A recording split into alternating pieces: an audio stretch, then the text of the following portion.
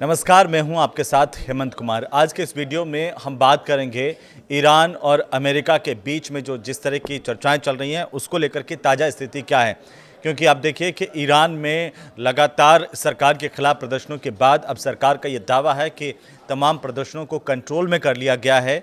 साथ ही इंटरनेट सेवाओं पर पाबंदी लगा दी गई है और स्ट्रिक्टली जनता से ये कह दिया गया कि इस तरह के कोई भी प्रदर्शन अगर सड़कों पर होते हैं तो उनके खिलाफ सख्ती से निपटा जाएगा। दूसरी तरफ ऐसा क्या हो गया कि अमेरिका के जो राष्ट्रपति डोनाल्ड ट्रंप, उन्होंने ईरान में जिस तरीके से सैन्य कार्रवाई की बात की जा रही थी उस पर फिलहाल रोक लगा दी है। क्योंकि अमेरिका ये कह रहा था कि ईरान में हज़ारों लोगों के प्रति सरकार की क्रूर कार्रवाई के खिलाफ वो तुरंत सैन्य कार्रवाई करेगा। लेकिन फिलहाल जो सबसे बड़ी अपडेट है वो ये है कि अमेरिका ने इस कार्रवाई के खिलाफ अभी तुरंत सैन्य कार्रवाई को लेकर के रोक लगा दी है। यानी कि अभी कोई अमेरिका हमला करने के मूड में नहीं है या हमला करने वाली स्थिति में नहीं है, या यूं कहें कि अमेरिका को पता है कि इस बार का ईरान वो नहीं है। ईरान अब उठ खड़ा हुआ है और ईरान अपने ऊपर किसी भी बाहरी देश के हमले का मुंह तोड़ जवाब देने में सक्षम है। ऐसा इसलिए क्योंकि ईरान से जितने भी मीडिया रिपोर्ट्स आ रही हैं और जो अंदरूनी तौर पर खबरें सामने आ रही हैं उसमें यह कि ईरान की सरकार ने भी अपनी तरफ से पूरे इंतज़ाम कर लिए कि अगर कोई उनके देश पर बाहरी ताकत हमला करे या फिर इस तरह से ईरान के अंदरूनी हालात की आड़ में अगर कोई विदेशी हमला करता है तो उसका मुंह तोड़ जवाब दिया जाएगा। और ऐसा लग रहा है कि फिलहाल ट्रंप को ये बात समझ में आ गई है। तो ईरान की तरफ से ये कहा जा रहा है कि बैकडोर बातचीत के संदेशों को समझने पर ध्यान दिया जा रहा है। और वहीं मीडिया रिपोर्ट्स ये कहती है कि व्हाइट हाउस को तेहरान से जो निजी संदेश मिल रहे हैं वो सार्वजनिक तौर से जो बयान दिए जा रहे हैं उनसे काफ़ी अलग है और वे इनकी पड़ताल कर रहे हैं ताकि हालात का समाधान ढूंढा जा सके। क्योंकि राष्ट्रपति ट्रंप ने यह भी कहा है कि अगर ज़रूरत पड़ी तो सैन्य विकल्पों का इस्तेमाल करने से वे झिझकेंगे नहीं। और इसी बीच ट्रंप प्रशासन ने ईरान के साथ व्यापार करने वाले देशों पर 25% तक टैरिफ लगाने की भी घोषणा की है। ईरान को चारों तरफ से घेरने की कोशिश अमेरिका की है, उसमें अभी अमेरिका कामयाब होता हुआ नज़र नहीं आ रहा है। क्योंकि ईरान ने ये पलटवार करते हुए दिखा दिया है कि उनके ऊपर अगर किसी भी तरह की अस्मिता को लेकर के कोई हमला होता है तो वे इसका मुंहतोड़ जवाब देंगे।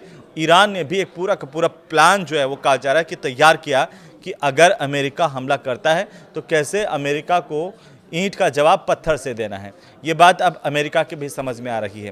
क्योंकि ईरान में जिस तरीके से प्रदर्शन हो रहे थे, वहाँ की जो सरकारी कार्रवाई की गई, ये कहा जा रहा है कि वहाँ 600 से ज़्यादा लोगों की मौत हो चुकी है, हज़ारों लोगों को गिरफ्तार किया गया है। और इसी बीच ट्रंप प्रशासन ये विचार कर रहा है कि क्या ईरान के खिलाफ कोई सैन्य कार्रवाई का आदेश दिया जाए। लेकिन उससे पहले ईरान की सरकार ने अपने अंदरूनी जिस तरीके से प्रदर्शन थे उनसे किस तरीके से सख्ती से निपटा है ये भी दिखता है। क्योंकि सरकार की तरफ से ईरान के अंदर इंटरनेट सेवाओं पर पाबंदी लगा दी गई, खासतौर पर उन इलाकों में जहां पर जो सरकार के खिलाफ प्रदर्शन हो रहे थे, लोगों को एक सख्त संदेश दिया गया है कि अगर कोई सरकार के खिलाफ जाकर के प्रदर्शन करता है तो उस पर कड़ी कार्रवाई की जाएगी। वैसे डोनाल्ड ट्रंप जो है वो पहले ये साफ कर चुके हैं कि अगर ईरानी सरकार प्रदर्शनकारियों पर घातक बल का इस्तेमाल करती है तो ये अमेरिका की रेड लाइन होगी। और ट्रंप का ये भी कहना है कि ईरान इस सीमा को पार करने की ओर बढ़ रहा है।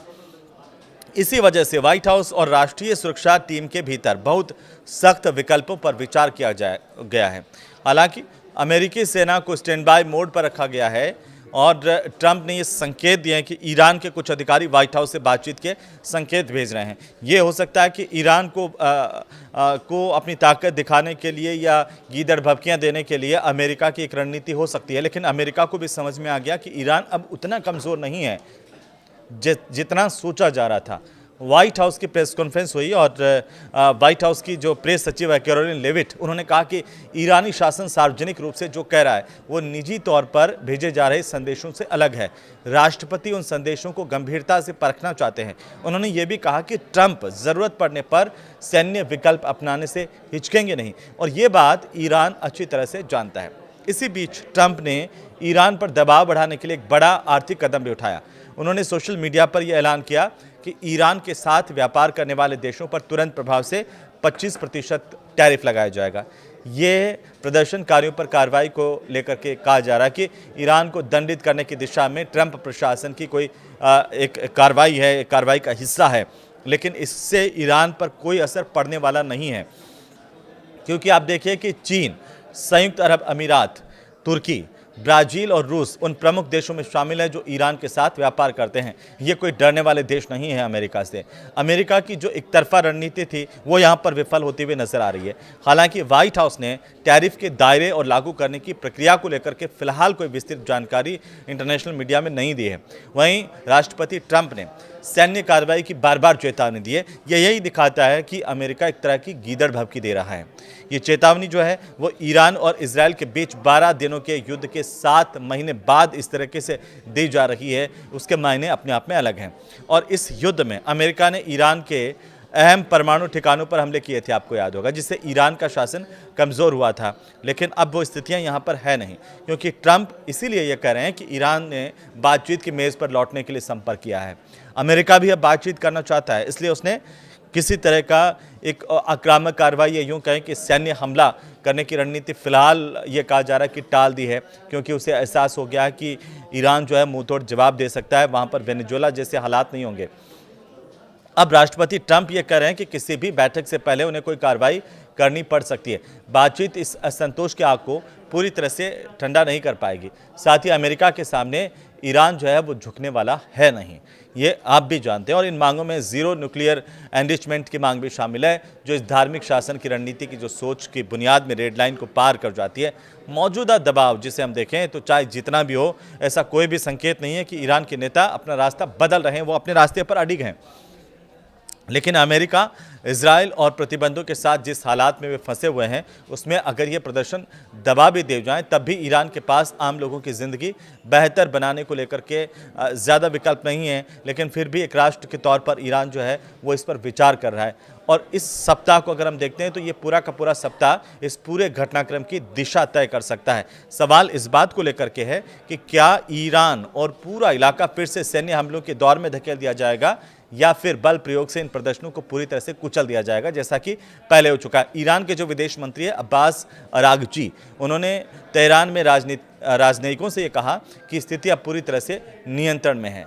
और बाहर दिन की रोशनी में तेहरान की सड़कों पर वही भीड़ दिखाई दी जिसका